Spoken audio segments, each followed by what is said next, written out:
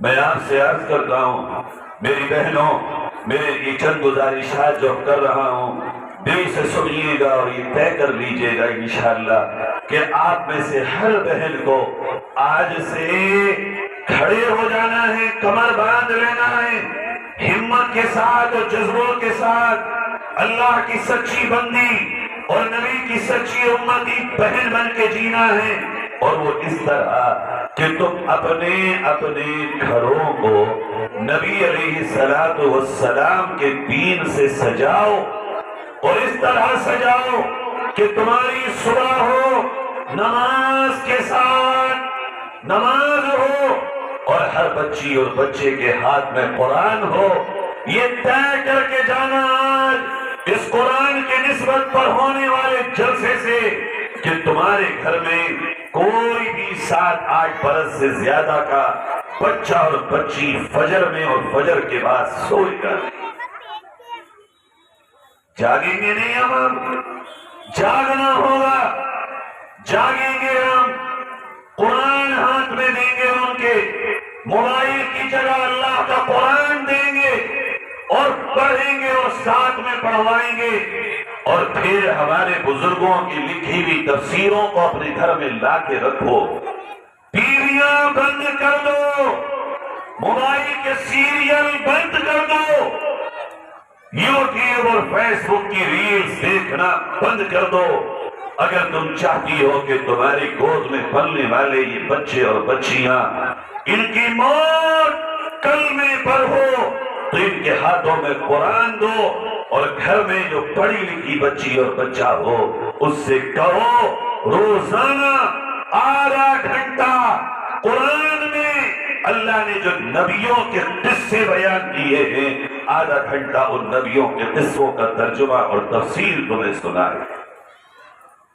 بتائے تمہیں حیران کر دینے والی بات بتاؤں آپ کو، آج غزہ میں 11 سال سے زیادہ عمر کا ایک بھی بچہ ایسا نہیں ہے جو قرآن کا حافظ نہ ہو، ایک بچی ایسی نہیں جو قرآن کی حافظہ نہ ہو۔ انہوں نے 1996 میں یہ بیڑا اٹھایا اور یہ طے کیا تھا کہ اپنے شہر کے ایک ایک بچے اور بچی کو قرآن کا حافظ اور حافظہ بنائیں گے، عالم اور عالمہ بنائیں گے، پھر انجینئر بھی بنائیں گے، پھر اسے دنیا کے فنون اور ہنر بھی سکھائیں گے۔ جو وہاں کی معتبر رپورٹ سابق شہید وہاں کے سربراہ نے قطر کی کانفرنس میں دی، اس میں انہوں نے کہا ہم اپنے اس مشن میں کامیاب ہو گئے، اور آج ہمارے شہر کا ایک بچہ بھی وہ نہیں جو قرآن سے دور ہو۔ یہ کب قرآن کے قریب آئیں گے؟ بتائیں میری بہنوں، جب میرے آپ کے بچے نبیوں کے واقعات قرآن میں پڑھیں گے سنیں گے، نبیوں کے قصے قرآن میں پڑھیں گے اور سنیں گے، ان کے دل میں اللہ کی، اللہ کے نبیوں کی، اللہ کے قرآن کی محبت بیٹھ جائے گی، اور ان کے دلوں میں اللہ کے دین پہ مر مٹنے کے جذبے پیدا ہو جائیں گے۔ اور ایک مرتبہ اگر میرے آپ کے بچوں میں دین پر چلنے اور دین پر مر مٹنے کے جذبے پیدا ہو گئے، میں آپ سے اعلان کرتا ہوں میری آپ کی نسلوں کے جسموں کی رگیں کاٹ کر کوئی خون کی بوند تو نہیں چھوڑ سکتا ہے، مگر میرے آپ کے بچوں سے ایمان کی دولت ان کے سینوں سے کوئی نہیں لے سکتا۔ اب یہ کیسے بچوں میں ہوگا؟ دن بھر تو تمہارے میرے بچے اسکولوں میں جائیں، بچے اور بچیاں ساتھ بیٹھیں، ان کے وہاں لباس غیر شرعی ہو، ان کے ساتھ لڑکے اور لڑکیوں کا اختلاط ہو، پردے کا انتظام نہ ہو، پھر وہ گھر میں واپس 2-3 بجے آئیں، آ کے کھا کے سو جائیں، پھر آدھے پون گھنٹے کو کوئی قاری صاحب ٹیوشن پڑھانے آئیں اور وہ بھی رفقی کام کر کے اپنا چلے جائیں، پھر ماں صاحب آئیں وہ اپنے بچوں کو ٹیوشن پڑھائیں، پھر بچے رات میں موبائل دیکھیں اور پھر کھانا کھائیں اور سو جائیں۔ ٹیوشن سے اگر ایمان بچتا اور بنتا تو ہمارے حضرت کو یہاں ان مکاتب کے لیے اتنی محنت کی ضرورت نہ پڑتی۔ اگر خالی ٹیوشن سے صحابہ والی صفات جذبہ ایمانی ہمارے آپ کے دلوں میں پیدا ہو جاتا تو پھر اکابرین کو اتنی جد و جہد کی ضرورت نہ پڑتی۔ میں بڑی جرأت کے ساتھ ایک بات کہنے چلا ہوں آپ سے، اگر ایمان بچانے کے لیے یہ دنیا کی تعلیم چھوٹ رہی ہو اور بچے میرے تمہارے دنیا کی تعلیم سے محروم ہو رہے ہوں، بالکل سپوز کر لو ایمان بچتا ہو مگر تعلیم نہ ملتی ہو، دنیاوی اسکول کی اور یونیورسٹی کی تعلیم نہ ملتی ہو مگر ایمان بچتا ہو، میں بڑی جرأت کے ساتھ کہہ رہا ہوں اپنے بچوں کو جاہل رکھنا، گوارا کرنا مگر ایمان سے خالی اپنے بچوں کی پرورش کرنا گوارا مت کرنا۔ یہ بچے اہل ایمان رہیں گے، قرآن رہے گا، یہ پتھر پیٹوں پہ باندھ کے جیویں گے، اور اگر دل میں ایمان ہی نہ ہوگا، جذبہ ایمانی ہی نہ ہوگا، یہ چاہے ہم کے بادشاہی کیوں نہ بن جائیں، یہ نہ تمہارے کام کے ہوں گے اور نہ اللہ کے یہاں یہ تمہارے کسی کام آ سکیں۔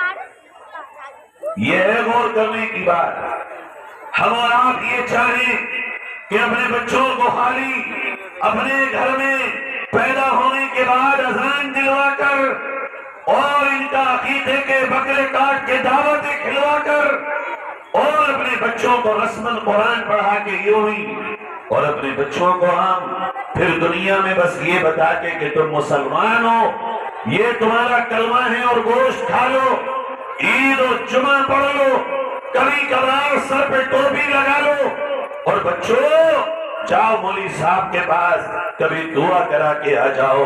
آج دور وہ آ چکا کہ اب میری تیری نسلوں کا ایمان ان چیزوں سے نہیں بچ سکتا۔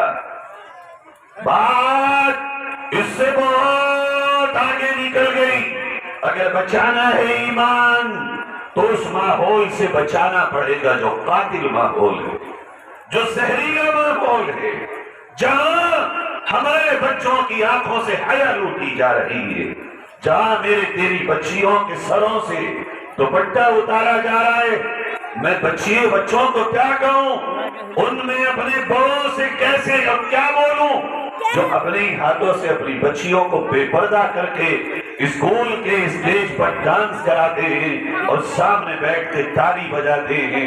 یہ تالی تیرے بچے کی ڈانس پر نہیں بلکہ تیرے بچی کے اور بچے کے ایمان کی رخصتی پر تالی۔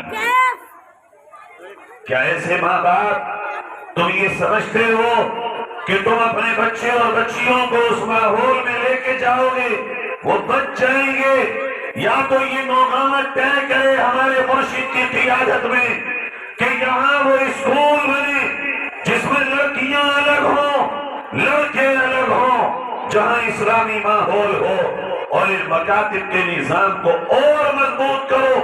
حضرت مولانا ابراہیم صاحب نے جو لسٹ سنائی، اس چندے سے میں بالکل بھی مطمئن نہیں۔ مکاتب کو اور قرآن کو 100 روپے مہینہ دیں گے، بتاؤ یہ 100-200 روپے مہینہ دینے والا کام ہے؟ ارے یہ تو خون جگر نکال کے رکھ دینے والا کام ہے۔ لوگ دوڑ کے آئیں، مولوی صاحب مکتب کو بناؤ، یہاں پہ اسکول بھی قائم کرو، ایک طرف قرآن کی بلڈنگ ہو ایک طرف اسکول کی بلڈنگ ہو۔ ہم یہ چاہتے ہیں ہمارے بچے اور بچیاں اسلامی ماحول میں قرآن پڑھیں۔ اس کے لیے خالی یہ کہہ دینا کافی نہیں ہوگا کہ علماء تم آگے بڑھو، نہیں، ایک قوم کے فرد کو آگے بڑھنا ہوگا، اور وہ یہ کہے آ کر میرا 200 گز کا پلاٹ ہے، میں غزہ والوں کی سنت کو زندہ کرتا ہوں، 100 گز کا پلاٹ بیچ کر جو میں نے اپنے بچے کی شادی کے لیے رکھا تھا اب میں شادی سنت کے مطابق کروں گا۔ یہ 100 گز کا پلاٹ مولانا اس کی قیمت یہ ہے، لو 2 کمرے اور 1 کمرے اسکول کے میری طرف سے بناؤ، کوئی اور آئے اور وہ یہ کہے مولوی صاحب میرے پاس 50 بیگھہ زمین تھی، یہ میں نے اپنی اولاد کے لیے رکھی تھی، مگر غزہ والوں نے مجھے سبق دیا کہ لٹانا ہی در حقیقت سب کچھ اللہ کی راہ میں یہی ہے محبت رسول. یہ 20 بیگھہ جگہ میں نے دی. تم چاہو غلے دو, تم چاہو آمدنی میں سے 150 500 دو. قوموں میں انقلاب اس طرح نہیں آتا. انقلاب آتا ہے اپنے سینے میں جس چیز کا درد تم نے چھپا رکھا ہو اسے بھی نکال کے اللہ کے لیے پیش کر دو. اس طرح انقلاب آئے گا. ماؤ تم سے کہنے آیا ہوں اب تم ان کی سنت کو اس طرح زندہ کرو. تمہارے گھروں میں جو زیور رکھے ہوں ان زیور کو ادا کر لو. 10 تولے ہوں 5 رکھو, 5 اور 2.5 رکھو. اور اگر کسی کے دل نے یہ اجازت دی ہو سونے کا سارا زیور نکال ڈال, آرٹیفیشل زیور پہن لے تو میری بہنا کم سے کم تو اس غزہ کی بچی کو جواب دینے کے قابل ہوگی. اور یہ کہتے آج میرے مرشد کے آگے آ کے کہ حضرت آگے پڑھے, بنائیں کالج, بنائیں اسکول, انہی مکاتب کی زمینوں کو بڑھائیں, انہی کی عمارتوں کو بڑھائیں. مسلمانوں جس دن تم نے اس راستے پہ چلنا شروع کر دیا تمہیں کسی کی مدد کی ضرورت نہیں ہوگی. تمہارے ان مکاتب اور مدارس, اسکول اور کالج سے دنیا کی قیادت کرنے والے نوجوان پیدا ہوں گے.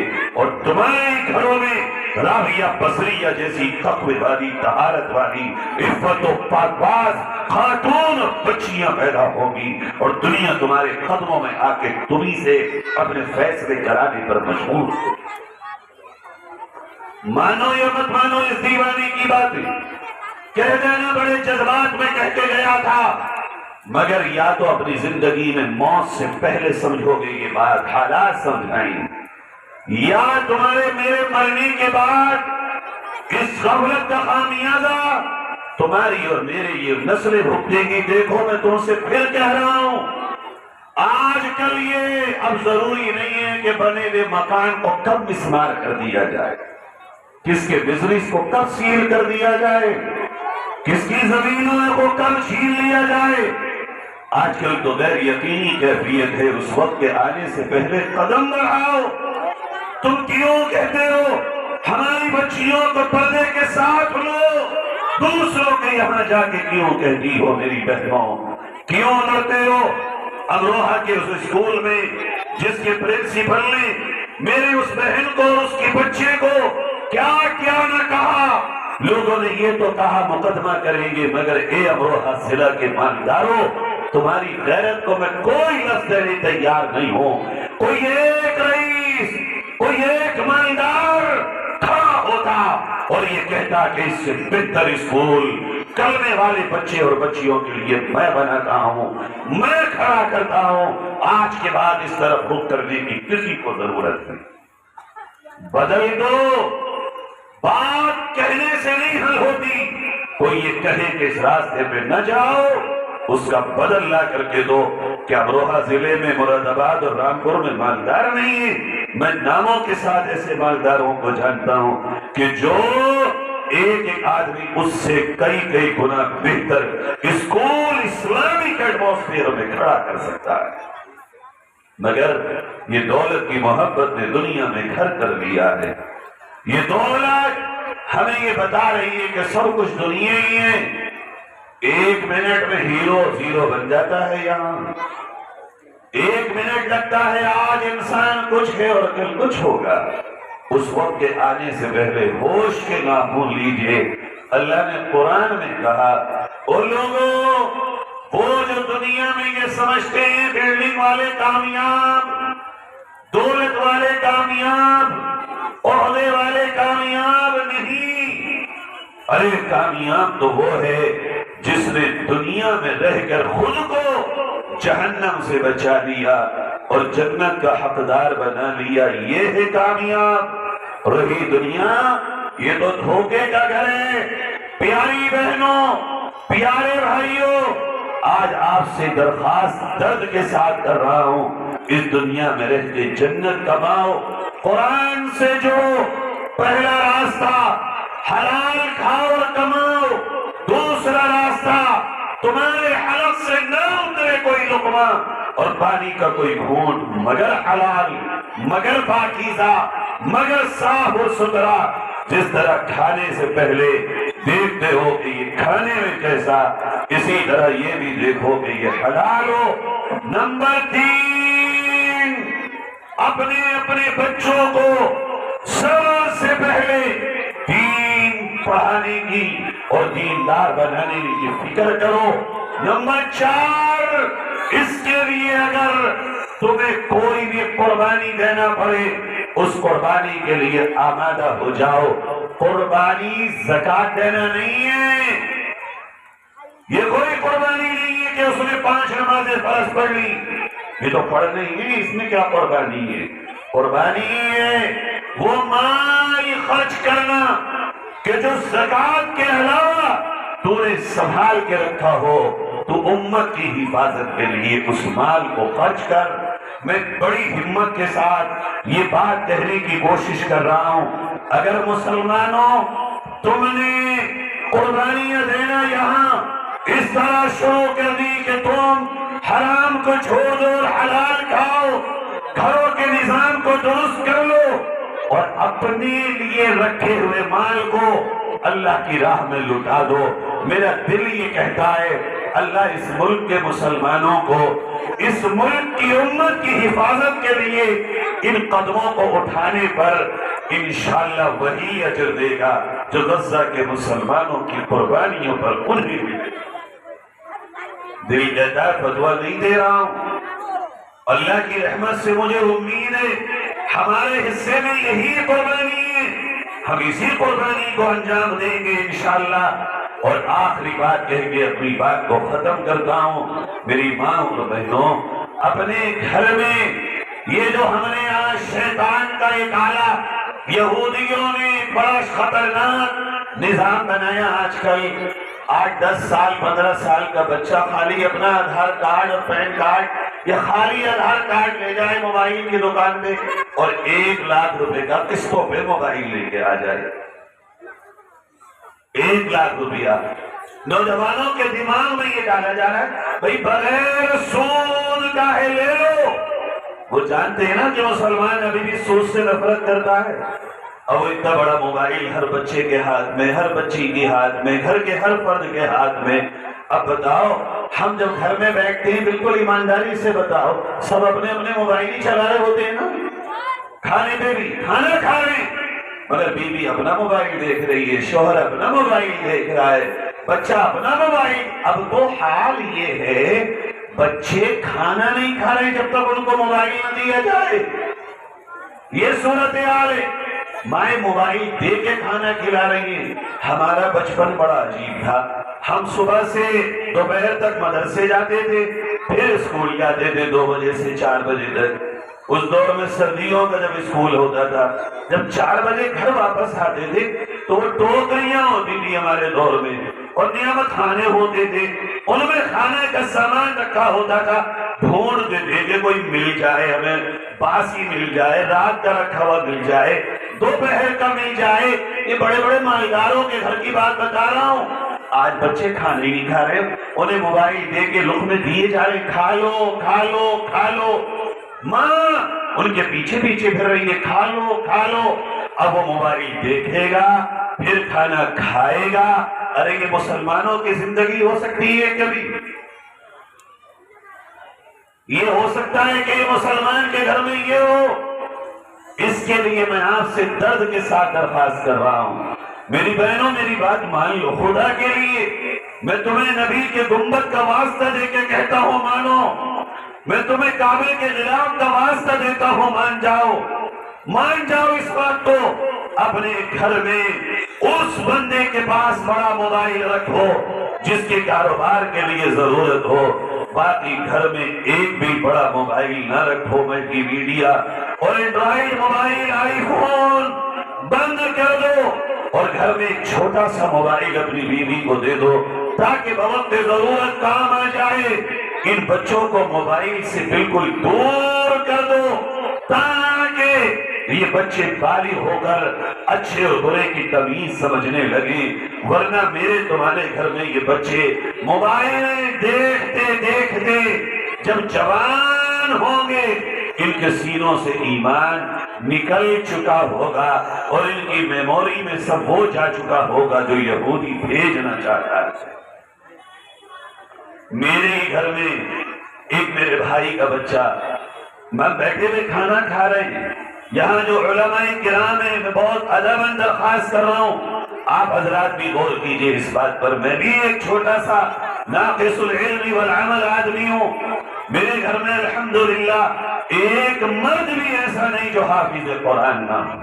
میرے والد 2 بھائی حافظ قرآن، میرے دایا کے 4 بیٹے حافظ قرآن، میں 4 بھائی، 4 میں 4 حافظ قرآن اور 2 عالم، میرے 2 نے پھوپا حافظ قرآن۔ میرے دادا نے اس دور میں، جس دور کے بڑے وہ رئیس تھے اور آکسفورڈ اور کیمبرج میں پڑھا سکتے تھے، وہ یہ کہتے تھے ہم سے کہ بیٹے آج ہم اتنے بڑے زمیندار ہیں، اگر ہم چاہتے تو تمہیں آکسفورڈ اور کیمبرج بھیج دیتے، مگر ہم نے تمہیں دولت ایمانی کی حفاظت کے خاطر علم دین پڑھایا، اس کی حفاظت کرنا۔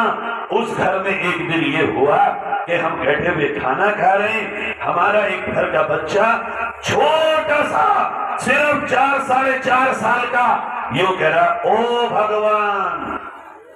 وہی میرے ہاتھ سے لقمہ گر گیا۔ میں نے کہا بھائی یہ کیا وہ کون ہے؟ کہ وہ بھتیجا ہے، اس کی ماں کہاں ہے؟ میں نے فوراً ان کو بلایا، میں نے کہا کیا کر رہی ہو تم؟ کئی رات کو بہت پریشان کرتا ہے، اس سے موبائل دے دیتی ہوں۔ میں نے کہا کون سا موبائل دیتی ہو؟ یہ والا۔ اس کو میں نے دیکھا، سرچ کی اس کی ہسٹری یوٹیوب میں جا کر، جب دیکھا تو وہ سیریل دیکھ رہا تھا، وہ جو 100% کفریہ سیریل تھے، اور اسی میں اس کو مزہ آنے لگا۔ 3 مہینے لگے اس کی ماں کو اس پر محنت کرنے کے لیے کہ وہ اپنے بچے سے موبائل کو واپس لے۔ کئی دن اس نے رات کو کھانا نہیں کھایا۔ میں نے کہا بھوکا سلا دو، لگے گی بھوک اس کو جب یہ خود مانگے گا کھانا۔ اتنا رحم اپنے دل میں مت ڈالو کہ بچے کے کھانے کے لیے تم ایمان کا جنازہ نکال دو۔ کب تک نہیں کھائے گا؟ کب تک رولے گا بچہ؟ ارے ہم تم جب چھوٹے تھے تو زمین پہ لیٹ کے نہیں روتے تھے ماں باپ کے سامنے؟ نہیں اپنے آپ کو زمین پہ گرا دیا کرتے تھے کہ تمہارے میرے باپ اور ماں ایسی ترس کھا کے پگھل جاتے تھے؟ نہ، ہم لوگ روتے رہتے تھے، وہ اپنے کام پہ لگ جاتے تھے، خود عقل آ جاتی تھی تھوڑی بہت دیر کے بعد۔ تب تک روئیں گے بھائی؟ اپنے بچوں کے ہاتھوں سے موبائل کو حرام کر دو۔ اپنے گھروں میں اپنے بچوں کے ہاتھوں سے موبائل کو واپس لے لو، اور یہ مت سوچو کہ بچہ کیا کھائے گا۔ دیکھ لو، تھوڑا سا دل پہ پتھر رکھو، اگر ایک وقت نہ کھائے تم آرام سے سو جاؤ، رات کو 2 بجے یہی اٹھائے گا کہ بہت بھوک لگ رہی ہے، کچھ تو دے دو، یہی کھائے گا۔ لکھ لینا میری بات، کھلانے کے لیے اپنے بچے کو اس راستے پر نہ چلاؤ۔ کتنے بچے وہ ہیں جو اس راستے پہ چل کے قرآن ہی نہیں پڑھتے؟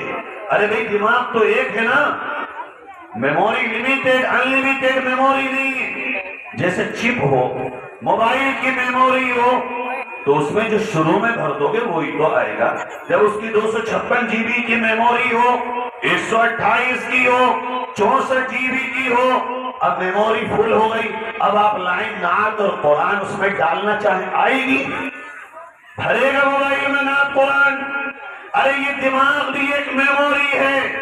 اب یہ 156 256 ہو یا 512 ہو یا 1 ٹی بی ہو، اللہ جانے کتنی میموری ہے، اس میں جو بھرو گے بھرو گے بھرو گے بھرو گے، ایک وقت یہ آئے گا کہ وہی بھرا رہ جائے گا۔ اب تم چاہو کہ بچے کا قرآن بھی میموری میں بھرنے نہیں آئے گا، وہ فل ہو گئی، وہ ڈیلیٹ کرنا پڑے گی پہلے۔ جب تک فالتو چیز میموری سے ڈیلیٹ نہیں ہوگی، اچھی چیز بھی میموری میں نہیں آئے گی۔ موبائل کی میموری ایک ہوتی ہے، انسان کی میموری اللہ نے دماغ میں رکھی ہے۔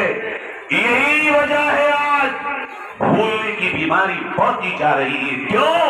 اس لیے کہ چیزیں دیکھی انگنت رہے ہم، انگنت چیزیں نگاہوں سے گزر رہی ہیں، کیا یاد رہے گا؟ پہلے لمیٹڈ چیزیں ہماری نگاہوں سے گزرتی تھی، لوگوں کو مہینوں مہینوں گزری ہوئی باتیں یاد رکھا کرتی۔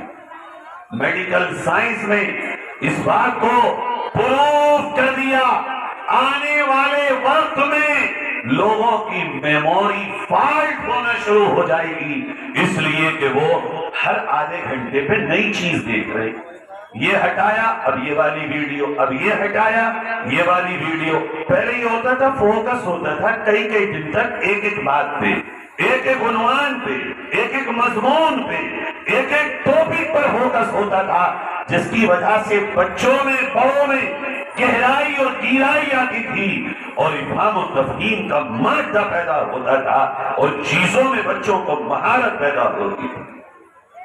میری بہنوں اور بھائیوں، آپ سے امید کر کے رخصت ہوتا ہوں کہ انشاءاللہ ہم اور آپ قربانی دینے کے لیے تیار ہیں بھائی، تیار انشاءاللہ؟ سارے مسلمان یہاں جتنے مرد عورتیں بیٹھے ہیں، میں بھی تیار ہوں انشاءاللہ۔ آپ بھی ہاتھ اٹھا کے ارادہ کریے، آپ بھی تیار ہیں انشاءاللہ۔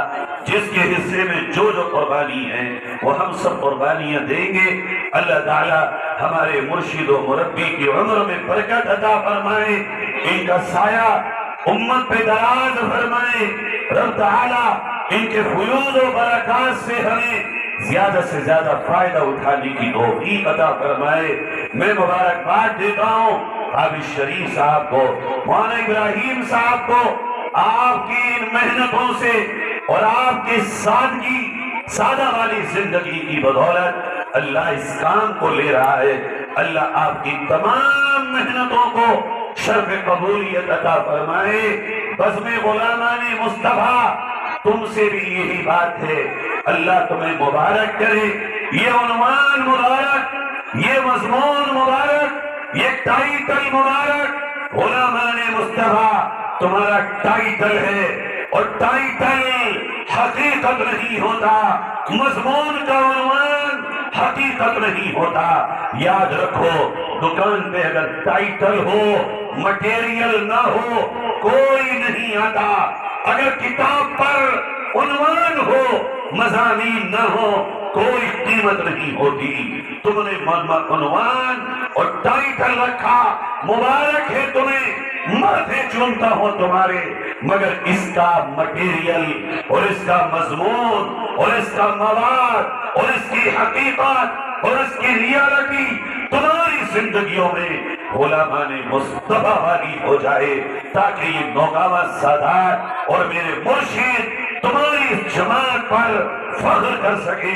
واقعی جس نام سے یہ جماعت اور یہ بزم سجی تھی، اس کی حقیقت بھی اسی طرح ہے۔ اللہ تعالیٰ کہنے سننے کے مطابق عمل کی توفیق نصیب فرمائے۔ وآخر دعوانا ان الحمد للہ رب العالمین۔